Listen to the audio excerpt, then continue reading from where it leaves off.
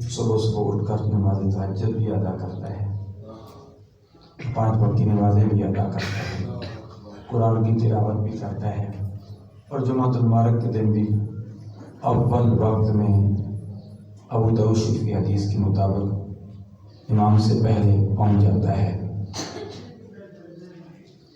تمام حضرات کے لیے میں دعا گو ہوں، اللہ آپ پر، پوری امت مسلمہ پر، بالخصوص پاکستان پر، اور اس وقت ایران کے جو حالات ہیں سب کو پتہ ہے، بہانہ ایران کا ہے، نشانہ پاکستان کو ہے۔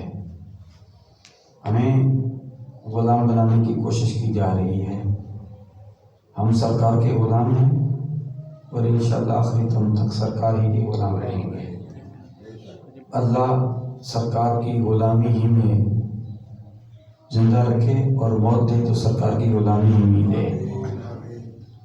اس وقت بڑا مشکل وقت ہے،